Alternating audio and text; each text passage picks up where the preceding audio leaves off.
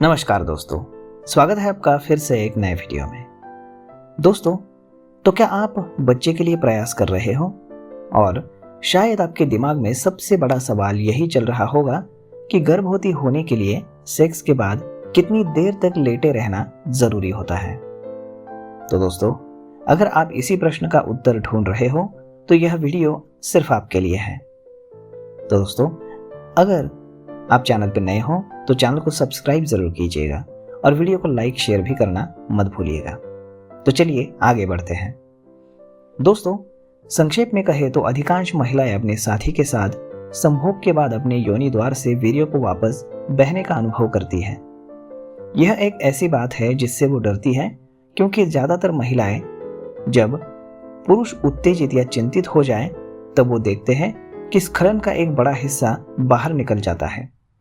इतना ही नहीं, उन्हें लगता है कि शुक्राणु नष्ट हो जाएंगे और गर्भधारणा कभी नहीं हो पाएगी। तो दोस्तों, हालांकि यह सच्चाई से बहुत कोसों दूर है। आप यह कह सकते हैं कि वीर्य जब अंदर जाता है तो एक प्लग बन जाता है और बहुत ज्यादा बैकफ्लो वो रोक देता है। इससे शुक्राणु को प्लग से ऊपर की और अंडे की ओर तैरने में सहायता मिलती है। इसके अलावा मनुष्य में भी एक ढेरा जेनेटिक्स प्लग बनता है और यह शुक्राणु को योनि के कठोर अम्लीय वातावरण में बचाता है। यह प्लग शुक्राणुओं के समृद्ध अंश को गर्भाशय ग्रीव के द्वार के पास ले जाता है। अगर विस्तार से कहे तो योनि में जमा वीर्य वापस बह जाएगा, क्योंकि वीर्य स्खलन के 15 से 20 मिनट बाद वो तरल हो जाता है।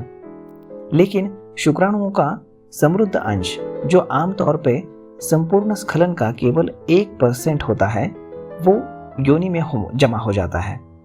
परिणाम स्वरूप शुक्राणु समृद्ध अंश से गतिशील शुक्राणु तेजी से ऊपर की ओर गर्भाशय में तैरेंगे तथा अंडे तक पहुंचने के लिए गर्भाशय से संकुचन से सहायता प्राप्त करेंगे। महिलाओं का संभोग सुख इसलिए महत्वपूर्ण होता है क्योंकि गर्भाशय से संकुचन गतिशील शुक्राणुओं को तेजी से अंडे की ओर ऊपर ढकेल देते हैं।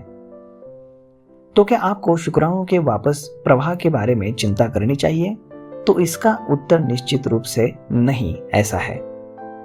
दोस्तों, सबसे महत्वपूर्ण बात यह है कि गर्भधारणा के लिए सेक्स के बाद क्या करना चाहिए।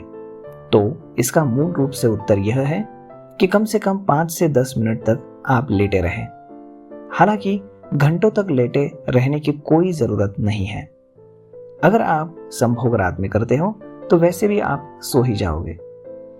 दोस्तों, शुक्राणु को योनि से अंडे तक तैरने के लिए आपको बस 5 मिनट का ही समय देना होता है। इससे ज्यादा समय की कोई जरूरत नहीं पड़ती है। और ध्यान रखने योग्य और एक महत्वपूर्ण तथ्य यह भी है कि संभोग के बाद योनि क्षेत्र को कभी भी हाथ से चलने वाले नल से ना धोएं। अधिकांश महिलाएं ऐसा करती हैं। इससे शुक्राणु स्वतः स्थिर हो जाते हैं और कुछ मामलों में गर्भधारणा रहने की संभावना कम हो जाती है।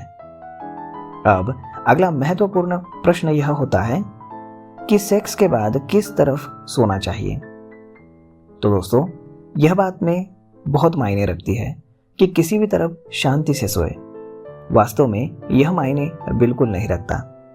जब आप शुक्राणु परिवहन के बारे में थोड़ा समझ जाएंगे तो अगली बार जब आपसे आपके दोस्त पूछे कि गर्भधारणा करने की कोशिश करते समय मुझे कितनी देर तक पीठ के बल लेटना चाहिए, तो आपके पास सही उत्तर होगा लगभग 5 मिनट। बस इतना ही जरूरी होता है और उसके बाद आप चाहे जो काम कर सकते हो। तो दोस्तों, ये वीडियो या इन्फॉर्मेशन आपको कैसी लगी, या आप हमें कमेंट करके ज़रूर बताइएगा। और अगर अच्छी लगी होगी तो अपने दोस्तों के साथ ज़रूर शेयर कीजिएगा। धन्यवाद।